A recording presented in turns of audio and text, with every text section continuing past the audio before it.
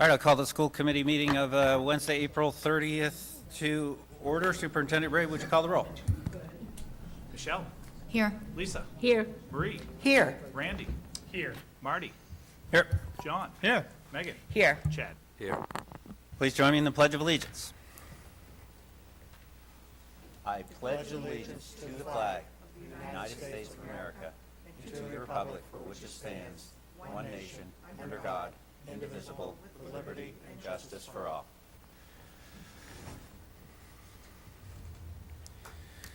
Okay, adjustments to the agenda. I do have one.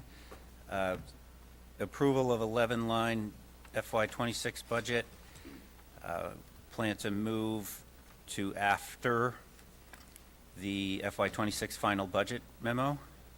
So we'll hear from Superintendent Ray, go through that memo, and then vote that out. It'll essentially be item JA2, if that's all right. Okay. Great. That takes us to approval of last meeting's minutes. So moved. Second. Moved by John, seconded by Marie. Any discussion? All those in favor? And that is unanimous. Very good. Okay, I'll read through the consent agenda and then take a motion. We have for nominations Andrew Cody, BMS teacher, Olivia Parody, BIS teacher, Ayla Aldrich, BIS teacher, Olivia Hand, BIS special education teacher, Joshua Minor, BMS teacher, Brooke Edgecombe, BMS teacher. No appointments. We have some resignations. Sharon Davis, Colleen McGagan, Tim Corbeil, and transfers Emily Valentino, Sarah Warner, and Shannon Williamson. So moved. Second. We got moved by Marie, seconded by John. Any discussion? Okay, all those in favor?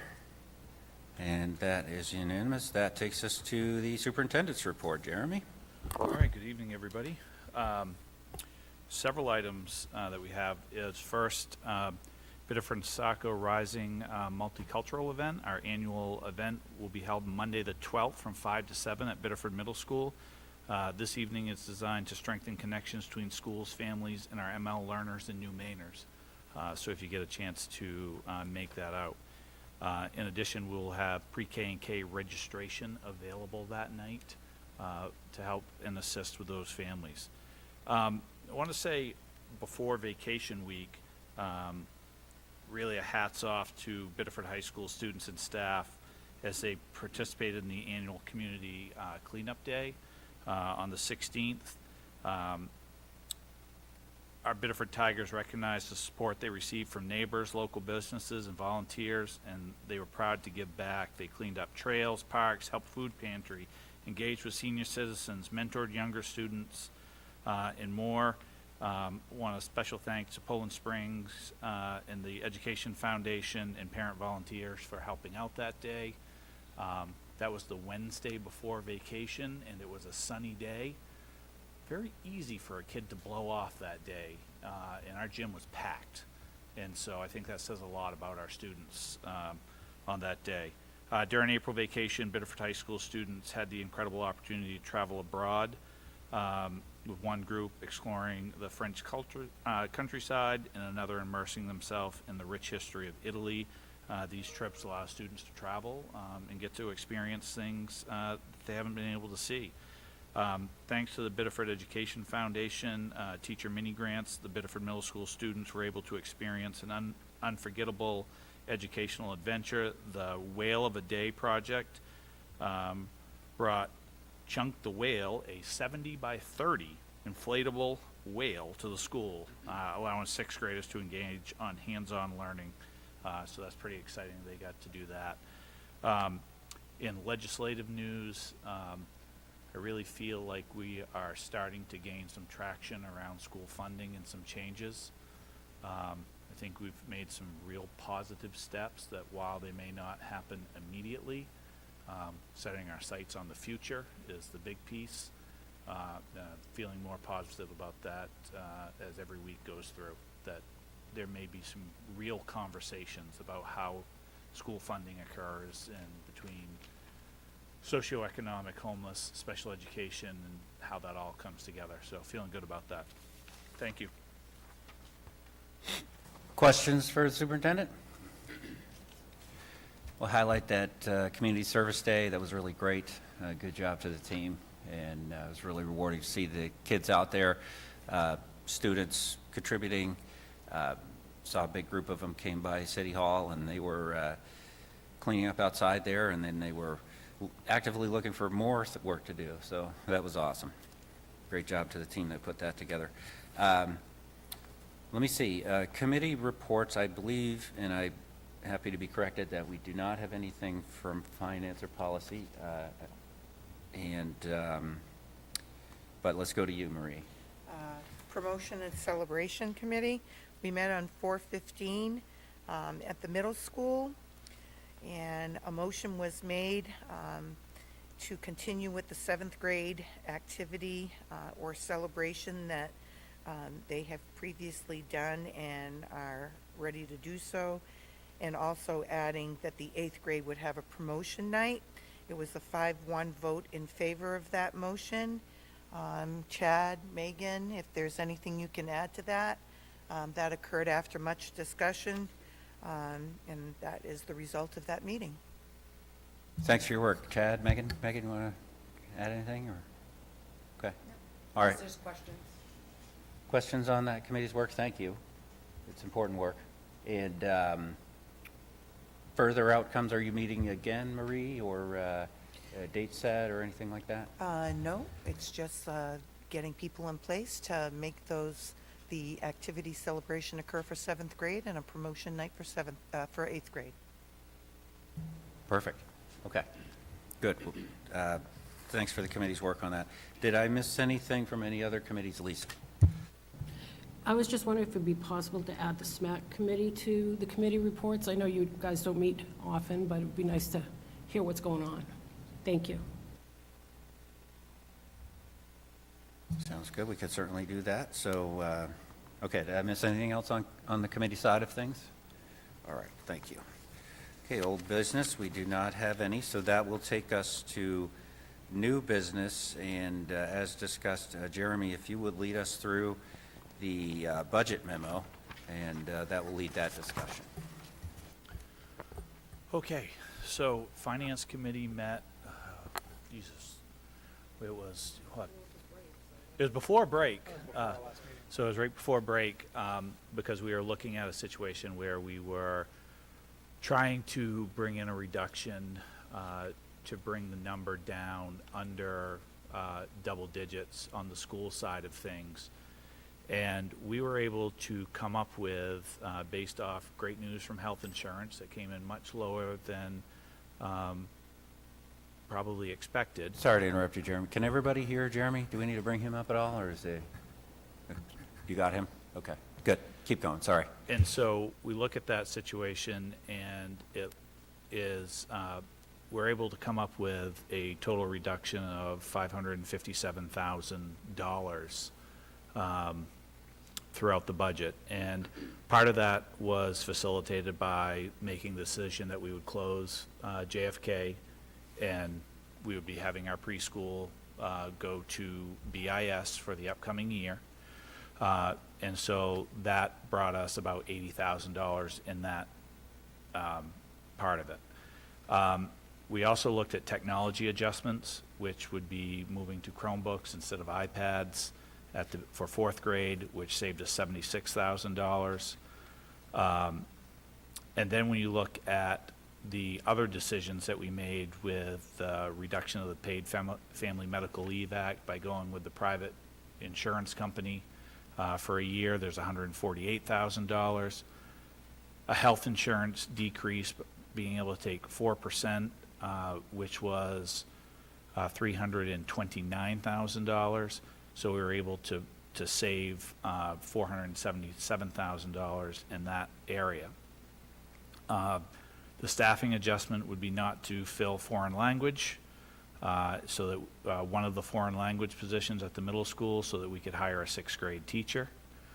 And then we had to look at some program adjustments. We were looking at math and reading curriculum, which we had proposed initially over a 3-year payment. The company came back with a lower number if we did it over 2 years. So while we had to add $40,000 back into the budget, it's actually like a $28,000 savings from the prior number. We made a change to jump rope, which would be $4,000. We looked at Honeywell additional increases while we don't have a contract yet, knowing that the new buildings come online for service. We think that's $15,000 that will increase. Pre-K adjustments of just looking at moving and fencing and some of the things that we talked about. I just have a number of $20,000 in there right now. Looking at how we do summer registrations and having additional staff at BIS during the summer was $5,000. So we had some increases of $75,000, so a grand total of $575,000.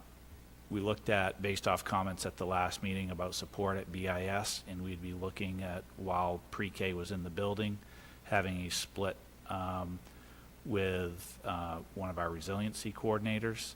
And then also knowing that LPN could come over and do some of those testings and registrations during the first part of the year that would assist with the younger students in there. And so the Finance Committee and I went through these concerns, and this is the recommendation that we put forward to you guys that would bring the total budget increase to 4.21%. That's expenditures at 4.21. But the impact taxpayers 9.5, which means that that combination, city and school, would be in the 5% mark based off initial readings. And then they kind of, we were asked to prioritize, like, what would be some of the items that, if we had this money, what we would look at putting in our schools, and obviously foreign language going back. Still thinking that digital media teacher at the high school COT would be a program that we'd love to have in the future. We looked at some behavioral interventionists at Biddeford Primary School, and then really looking at math and enrichment at BPS, BIS, and BMS for students would be, those would be areas, if we weren't cutting those funds, of some of the items we'd be looking for. So that's what we've put forward to everybody, and certainly willing to open this for discussion. Questions, thoughts, comments? Megan? Thank you. My only question is when you go into this, like, future investment piece. So I have a question about some of those positions, but those aren't on the table right now anyway, correct? So if they were, we'd come back and talk about them more at length. This wouldn't just go forward without talking about it more. Okay, then I don't need to. I think what it get was, into it was designed to say, like, what would be some of the things that you think would impact student achievement or behaviors or other things, and these would be, you know, looking at the 570, so like if we weren't taking that away and we were adding something, those would be areas that we would have interest in. Mhm.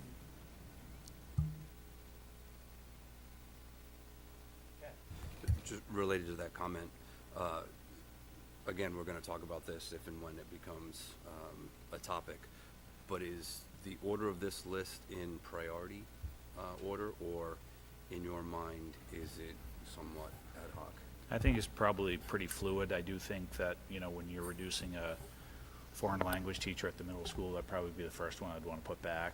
But I think that there's a range in there that would have to be debated. You know, I think there's probably some heavy thought around math intervention and enrichment that could be done, that may be first. That was kind of the largest amount, so that's kind of why it's at the bottom. Okay. And then when you look at like digital media and stuff at the high school level,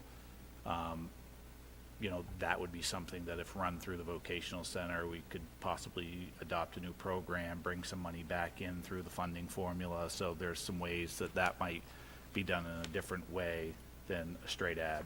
Okay. And then one final comment about the math intervention enrichment. The first bullet there, can you clarify, is it students who are above or at, or is it below and at? What is, that first line seems to be a little, yeah. is Yep. it- So I think we would be looking at, we have interventionists who are helping kiddos catch up. We have GT that hits a number of kids, and I think we have to think about the kids who are on or at grade level. Meaning, Can you clarify that? That's Yep. what I don't understand. What is the difference between on or at? well, it's kind of a both. So if you're on grade level, it's really the same thing. Okay. You're at grade level. Okay, so it's not a mistype where it Nope. was supposed to be below or Nope. above grade? Okay, so it just adds clarity. Okay, We think that that would be one of the things that, we struggle to sometimes do, is to hit the kids in the middle. appreciate it. Thank you.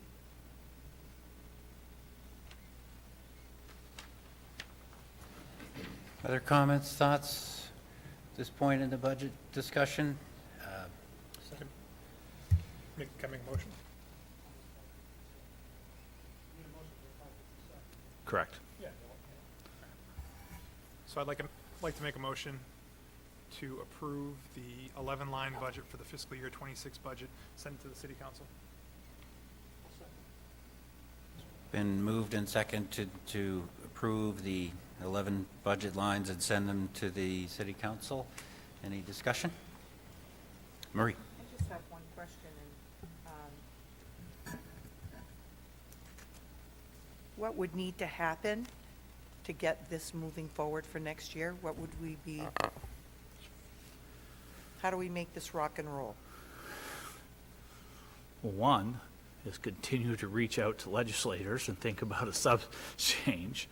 Two, continue to hope that our valuation doesn't increase. Now, we talked about that piece, that we should be a little bit under.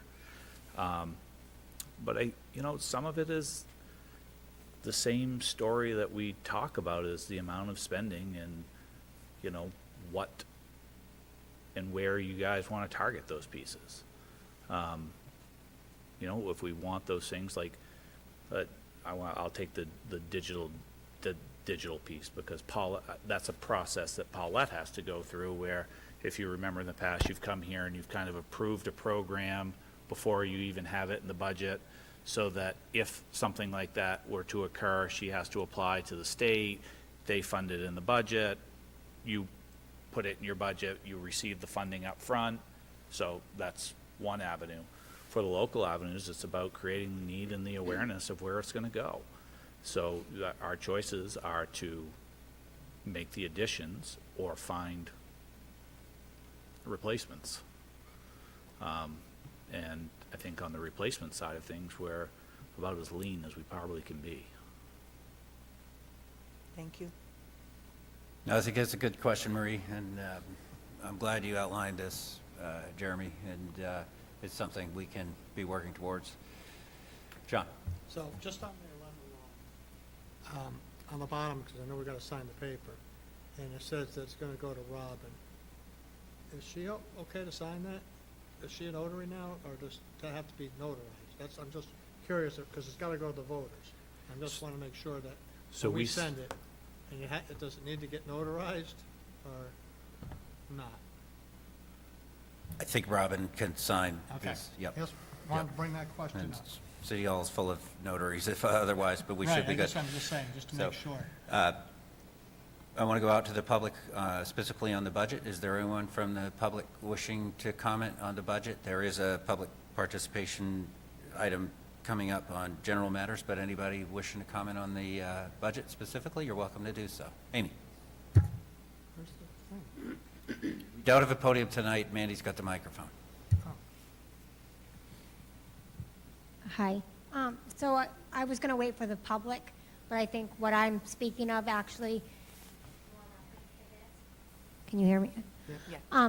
As a parent of a complex kiddo, I'm a little concerned that we're not setting up our nurses for success. I think we've become very complacent of looking at ratios. I know I had a discussion with some reference to the high school and how they do it with ratios. We have a high acuity of care kids in this district. And I just want to make sure that as we educate our children to put all the tools in their toolbox for success, that we're asking ourselves, who does the nurse reach out to when she needs help? And I can only speak for the middle school right now because that's where my child is with the complex. We have an incredible nurse who has kept my child in school, but she just faced another hospitalization, within a year time frame. And I just want to make sure that while you're talking about the budget, and no disrespect, I understand why we want foreign language and looking at the math curriculum, these kids that have complex medical needs have a right to an education too. And that nurse is such an essential piece to keep our kids in school. And if our nurses feel like they can't do it all, then I think it's a conversation for this committee to ask our nurses what they need, because that's important.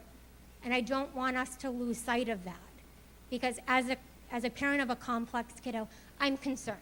I'm concerned that my kid's not advocating sometimes for herself because she sees that her nurse is overwhelmed. And so that's why I came here today. I vocalize when I think this district is doing something great, and I think that my children have an exceptional education because of the staff that you've put in front of them.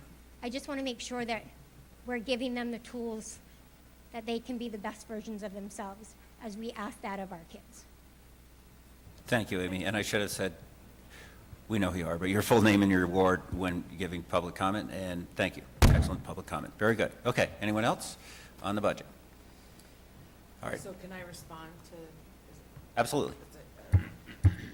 So we've talked about nursing care as a board several times as well, Jeremy. So that is, like we're about to go, okay, yeah, we have everything we need in this budget. But I think Amy does bring up a point, because we've expressed the same concern. So she brought up the middle school, but we've wondered, at BPS, do they have enough? And then, at BIS, and, you addressed that they'll get help from BPS, but do we have enough nursing staff in our district? Definitively. It's like, we're concerned about that as well. Well, I think I'd be concerned about everything. It's not just nursing. Right, I know, but like. But I Yep. look at the information of, fortunate enough to have several different schools of different size that oversee. And we get reports of how many kids come down from each school. And Biddeford Middle School is an outlier in that. So I think we need to ask the question of why there are so many more referrals at Biddeford Middle School and get some solid data on that piece. We added a second nurse here for 900 and something kids plus the vocational center. But our referral rate at Biddeford Middle School is much higher than any of the other schools with a similar amount of nursing help in it. So that kind of asks the question, we've got to ask a little bit more about the why. Is that one kid, 10 kids, several kids, building issues? Are those bumps and bruises? Are they something else? And so I think that's a piece. We're going to have 700 plus kids at Biddeford Primary School with a nurse and an LPN. So I feel like we do have the right one nurse in the school, and we know that schools have different sizes throughout, but they also have different roles throughout that. Whereas, like when you're thinking about kindergarten, they're doing all the registrations and really keeping up with those first-time vaccinations and all of those records. So that probably takes a little bit more of a draw than some other places. And you can have some complicated kiddos come that hit a grade level from time to time too. So, again, I think that based off our recommendations for the budget, that's what we would recommend for a budget. Could we add more? Of course we could add more. Would that be helpful? Yes, it would be helpful. I would say, again, there are so many areas where we could use more. And I understand, and like if I had my way, I'd give you more every single time, right? Like I would. What I worry about specifically when we're talking about nursing care, right, is like we're talking medical emergencies. Yep. And then beyond medical emergencies, I think sometimes we see high numbers when you're talking about kids who are really somatic because it's their social emotional needs, right, that they're getting met by a nurse, and that's important too, and that's not a door we want to necessarily close, as we're kind of teasing out, like, who picks up the slack if not the nurse, you know? So I just really worry about, like, I agree about foreign language being a priority, of course I do. And I agree with everything you have as your future goals. But when you think about the vulnerable nature of who's accessing the nurse's office, you know, I just really worry that that's an exceptional area for us to not make sure we're in good shape about. And again, we may be in, you know, we could have 3 kiddos move into a different school at any point in time over the summertime, and we may come back to you and say, hey, look, the IEP requires this. But I think that we need to look at the root cause first and do a little digging into the data that talks about the number of referrals that we have for every single school and why one would be drastically more than another. And I think that can be more than just bumps and bruises, but, you know, if there was a other issue that we needed to resolve, it may be stem from something else that we need to address.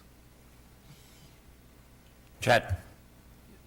So regarding that investigation, is that something that needs a motion to request, or can we just request that as a board that an investigation is ensued to determine what the root cause of the skewness in the number of visits to the nurse in the middle school compared to the other schools? I think we just look, I don't think I have to do either. I think we'll just look at the data and figure out like what it is. I mean, everything's supposed to be coded. And But- so if we can pull those things. Perfect, but related to that and related to the budget, when we sign this 11-line budget, are we also signing the educational priorities as the priorities? Or if time passes and things kind of elevate to a priority, do we have the option to engage or discuss those in addition to the ones listed here? Well, go ahead, John, but So- yes, I mean, so we can act as a normally, committee Once that 11 anytime. lines goes from here, it'll go to the council. If the council says okay, it'll go to the voters. And if the voters say okay, then that's the budget. And they'll either say yes or no, high, low, whatever, which Jeremy one year had the privilege of doing a few of them. Yes, And we then did. Lately, they've all been passing. So once that passes, then that's the budget. So you have to stay within that framework, within those 11 lines, within the percentages. So that wish list, that would be for like a next year's budget. It wouldn't be able to be in this year's budget because we wouldn't have the money. Just like I had a problem with when they had the, get that money for the disadvantage, we get it after the fact, and it can't go in the budget, so then that becomes the carryover, part of the carryover for the following year.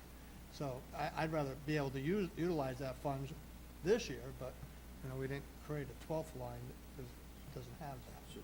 So related to that, if there's an underrun in one of these 11 lines, whose discretion is it to reallocate those funds to one of these priority items? So if it fell within the lines, you'd be okay.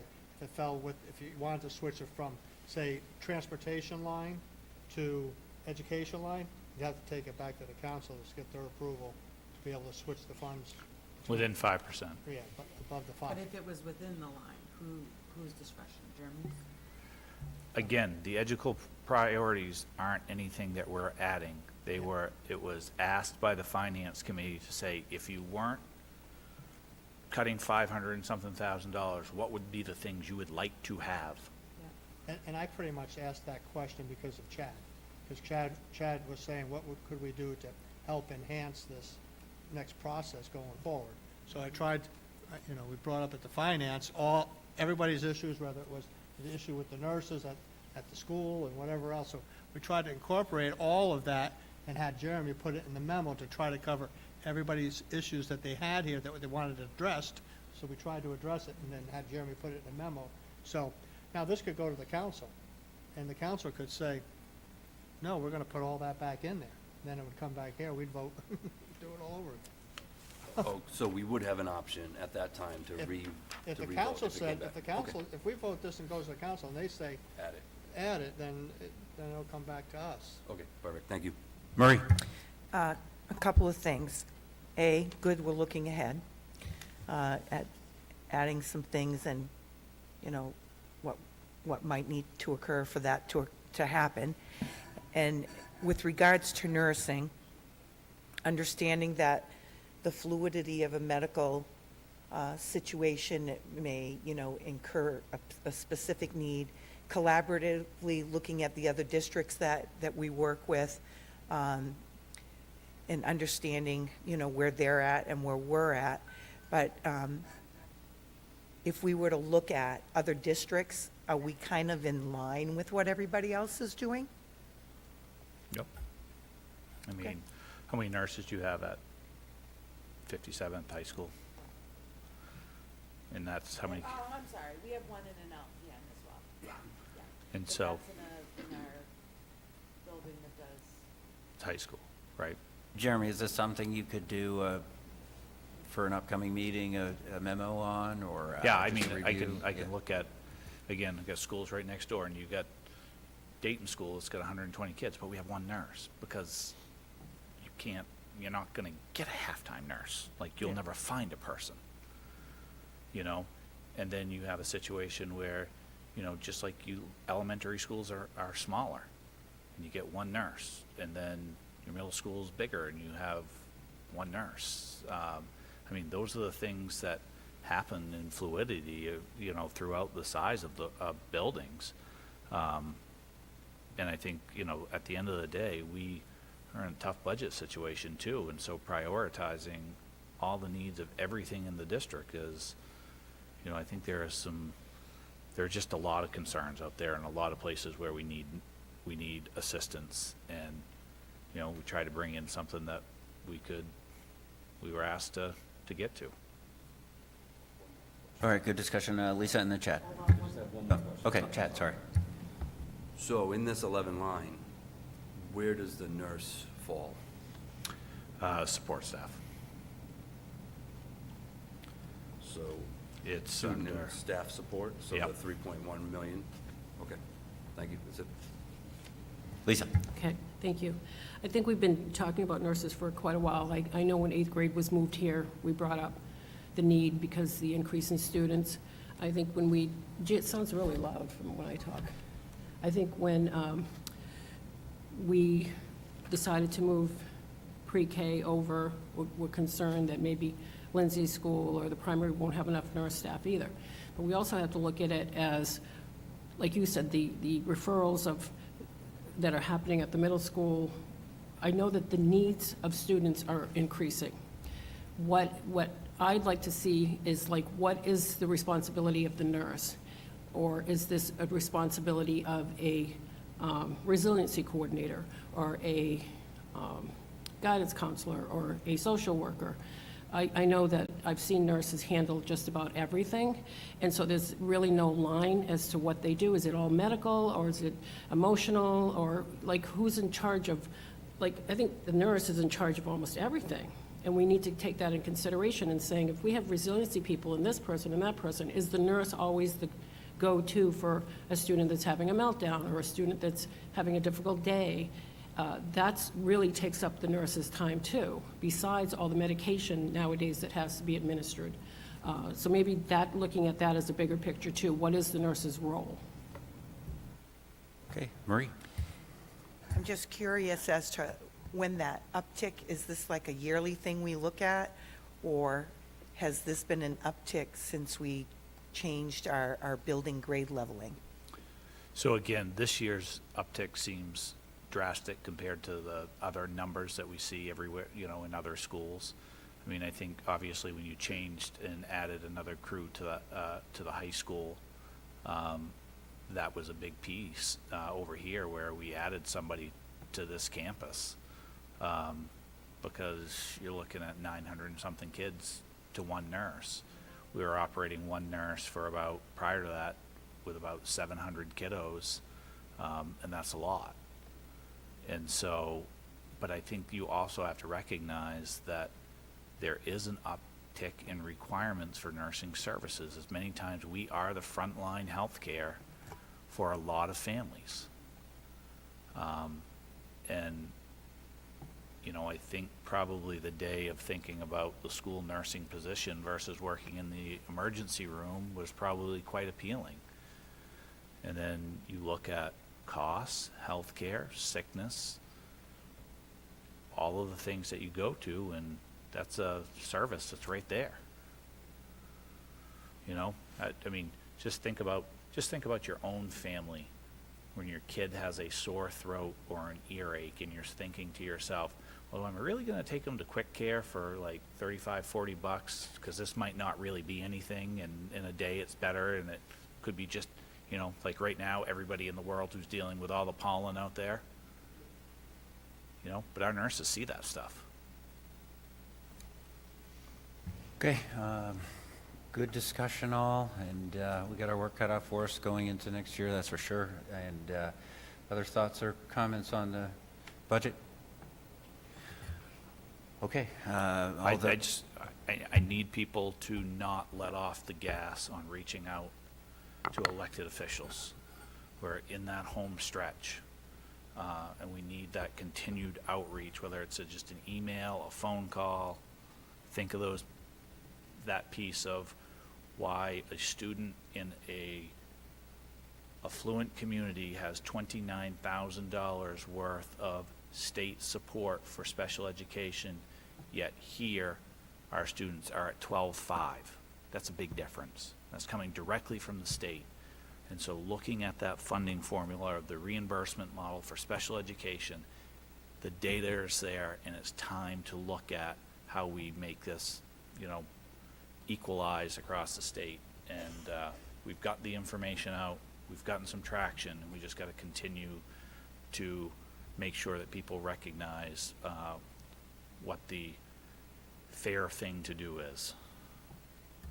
It's true. I've been saying it's a reverse Robin Hood. And Marie? I just want to say it's been refreshing where we've been talking about this, and publicly you're starting to see some information from the education commissioner, from the governor as well. So, like Jeremy said, not to, take the foot off the pedal here and, keep that push. Hopefully we can rectify something that's been wrought and just inadequate for years and not equal for many, many years for various communities. But at least we're starting to see some of what we're talking about, some of what we're feeling out in media from the various groups. We really need to nail this down.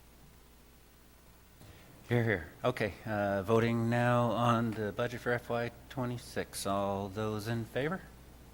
And that is unanimous, I think. Anyone opposed? Everyone is in favor. Okay. And very good work, committee. I am going to circulate this document for each of you to sign, and this will be conveyed over to the council in my hot little hand. And we'll take it up on May 6th, and then the public referendum is on June 10th. And absentee ballots are actually available on May 10th, I believe. Right next to you. Very good. Jeremy, the Every Student Succeeds Act memo. Mandy, thank you. Sure. Good evening. So each year we have to go through a process in order to obtain or apply for our federal grants. Typically by this time we've received an allocation, a preliminary allocation from the state of Maine in regards to the funding that we'll have available for the next fiscal year. At this time, the state of Maine has not received that federal allocation from the Federal Department of Education. So we are still going ahead with our process in applying for the grant as normal in hopes that things will work themselves out in the end. Part of that application process is making sure that we are transparent about the communication. If folks would like to comment on how we will be spending the money, I'm inviting you to do so. There are 3 different ways that can take place: calling the superintendent's office, filling out the form that is on our website, as well as coming to school committee meetings and participating in public comment. Through this information, our team is working on a comprehensive needs assessment that will help us to establish our goals for the following fiscal year. Typically, this grant is comprised of 3 goals. One is going to be literacy-based, one is math-based, and the third would be a non-academic goal. In the past few years, it has been a social emotional learning goal for our youngest learners. This year, our team is looking towards making an attendance goal. So this process of the CNA will be established. We will review in curriculum committee. Will also be posted to the website. From there, the application will be written. Typically, that is open around July 1. I try to get it in by July 15th for an August 1st deadline, and we should be receiving substantial approval, if all goes well, mid-August for those federal funds. Thank you, Mandy. Questions on this? So there's a public comment form. Tell me what you said right at the beginning. We're still waiting for some federal information on this? We are waiting for our allocation to be released. So the state of Maine hasn't received their allocation, and once they receive that, they will come up with preliminary numbers to share with each of the school districts based on their poverty census data. Okay, and once we have that information, that's when we'll open the public comment period? The public comment can be open right now. It's open now, Yeah, okay. Good. open now. Yeah, and it is on the school website, Every Student Succeeds Act. Okay, great. Questions, comments for Mandy on this? All right. Thank you. Thanks for your good work. Very good. We have a second reading of overnight field trip for the Odyssey of the Mind. So moved. Second? Moved and seconded to approve the Odyssey of the Mind field trip. Any discussion? Okay, all those in favor? That is unanimous. Thanks to Suzanne Tai and Victoria Salo and the very wonderful owners behind this team, and we wish them good luck. They've really been truly awesome. Okay, that takes us to public participation. 3 minutes on any item. Please identify yourself and your ward if you know it. And I have kind of a rudimentary timer here that I do with my phone, so we'll just fairly straightforward. And with that, we'll open up the public comment. And I believe Mandy has the mic. Don't be bashful. I'd love to hear from you.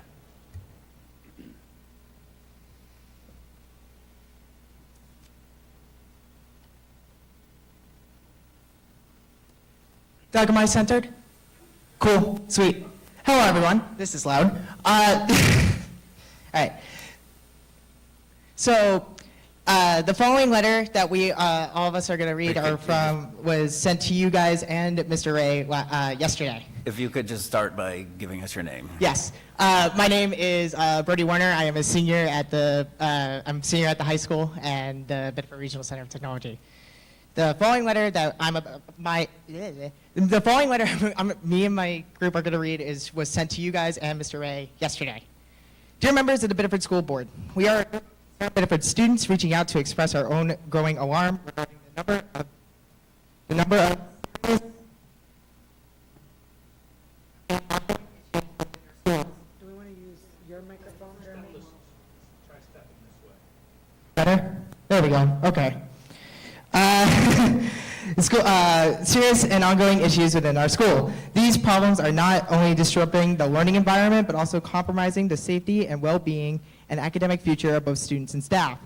We come to you not only as witness to these challenges, but as invested members of the school community who care deeply about creating a safer, more respectful, and inclusive environment. We respectfully urge you to work alongside us in addressing the following concerns with urgency and transparency.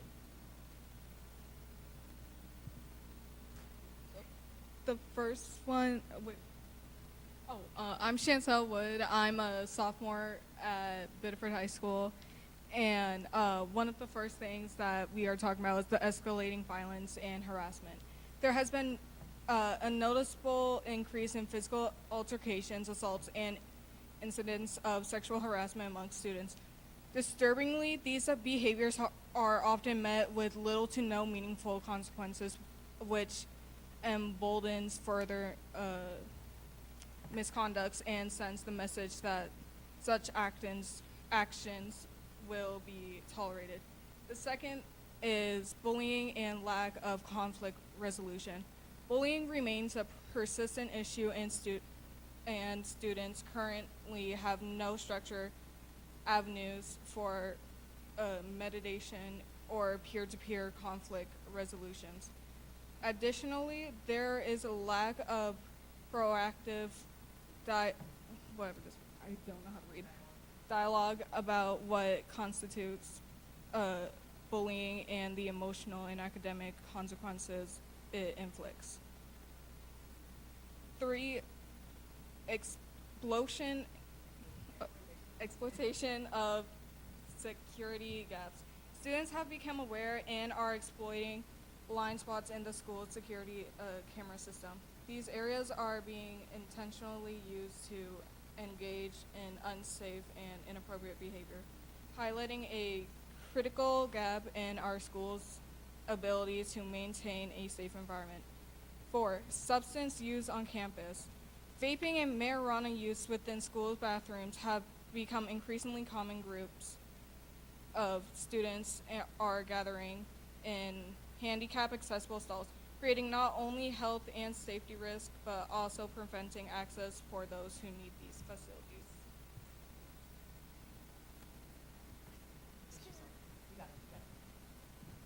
Hi, I'm Caitlin McQueen. Kaylin, hold the mic a little closer. Thank you. Yeah, you're doing great. Yeah. No, I'm on 5. Okay. Limited access to gender-neutral bathrooms. Our transgender and gender non-conforming peers continue to face significant barriers in accessing appropriate restroom faculties. The Secretary of inclusive bathrooms options has also led to incidents of students misusing the system as a form of mockery or disruption, further marginalizing those it is intended to support. 6, breakdown in IEP communication. Students with IEPs are often penalized for utilizing their legally entitled accommodations such as class extended time on assignments due to lack of communication between administration and teaching staff. This has not only put students at a disadvantage, but also undermines their trust in support systems meant to help them succeed. Lack of transparency in academic planning. Students are frequently told that their performance or behavior is not aligned with their academic plan, yet requests to review or better understand these plans are routinely denied. This has created confusion, anxiety, and lack of agency over one's own educational progress. 8, dismissive and discouraging language from staff.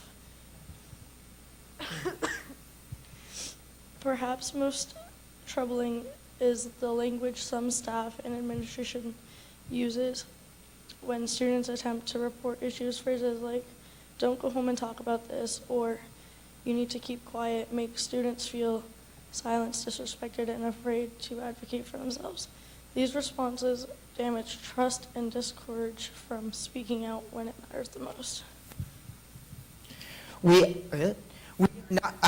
are not writing this letter to place blame. We are writing this because we believe in the school board, a mission, and the student body can work together to build a stronger, safe, and more supportive school community. We want to be a part of the solution. We are asking for honest dialogue, clear action, and a genuine commitment to making our school a place where every student feels safe, respected, and heard. Thank you for your time, your leadership, and attention to these urgent matters. We look forward to your response and opportunity in collaborating a creative, meaningful change. We also sent, like I said earlier, we sent this to the school community and Mr. Ray yesterday, and we thank Mr. Ray for his quick response and willingness to discuss this further with us. We really appreciate it. Sincerely, the concerned students at the Biddeford High School. I also have copies of what we just read for you guys if you want them. Thank you. Good job. Yeah, we'll take those copies. I think we do have one, but if you have them extra, we'll take them.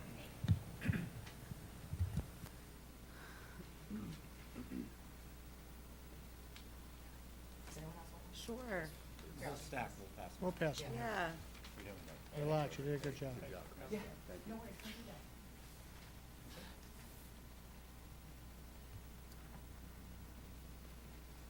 Appreciate that. Feedback. Any others wishing to comment this evening? Can I and- move on to them? Sure. If we will just go to the communications portion of the program, and the floor is yours, ma'am. I just really want to thank you guys so much. I want to thank you for your email and reaching out to us. We really welcome hearing from the community, and when we get to hear from students directly, that's extra special and important to us. So when we got your email, that meant a lot to us, to be included and to hear what you had to say about what your daily experience is at the high school. But then to take it the step further and come here and read that letter, like, that was hard. What you just did was really hard, and it took a lot of guts and a lot of courage. There's so many adults in this community that come up to us, and they have so much they want to tell us and so much they want to complain about, but they don't come to the meetings, and they don't get on the mic, and they don't do it the appropriate way. And you guys, as sophomores and seniors in high school, just had the guts to do it the right way and face a group of adults. And I'm so absolutely impressed with the maturity of your letter, and then the maturity it took to come here and do that. So just thank you. That really shows the best, I think, of what Biddeford has to offer in terms of students willing to speak up for themselves and their peers and seek a real solution. So thank you so much.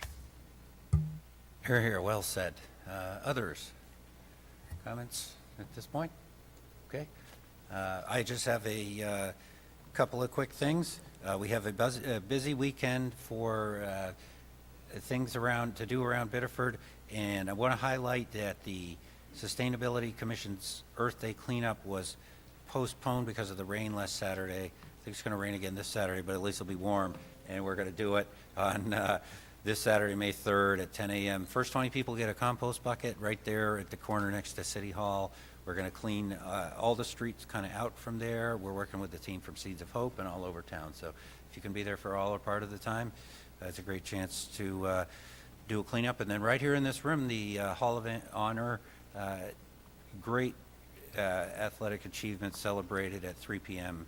This coming Saturday. Anything that I missed or other comments that people wanted to make? Jeremy. Just also, as you think about a legislative thing, you guys dealt with it last summer, but it's moving heavily through legislature, LD 1234, which is a ban on cell phones. It was definitely a lot of discussion in Augusta yesterday about that topic. And so you might want to keep an eye on that one of what's going to happen. All right, will do. Okay, I would take a motion for executive session. I'll note that we will be coming back. And so if anyone would like to make that motion, that'd be I'll great. make a John? motion, we go into executive session for 1 MRSA 4056D. Second? Been moved and seconded to go in executive session for 1 MRSA 4056D. All those in favor? All right, that's unanimous. We're going to go in a little side room. You don't have to leave. We'll be back. Thank you.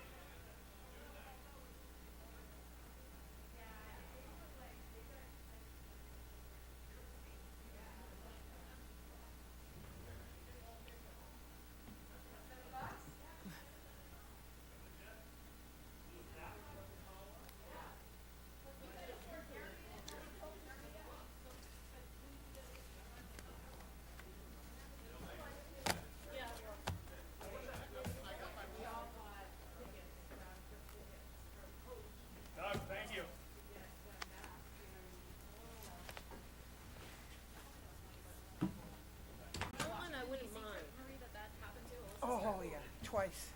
And I didn't know because I wasn't on Twitter, and all of a sudden everybody started leaving the parking lot. And I'm like, where's everybody going? One of my friends was like, oh, the kids aren't.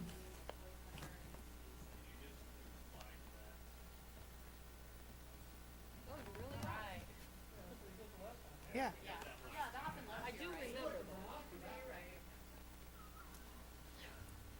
You're still not gonna be able to sleep. You're not gonna be able to sleep. Well, I drink this giant coffee, so I couldn't sleep because I had to go get her in Portland at like 1 a.m. Yeah, this might actually be better. Well, you're gonna have to come get her here. Yeah, that's okay. I'll make a motion, come out of executive session. Second. Moved and seconded to come out of executive session. All those in favor?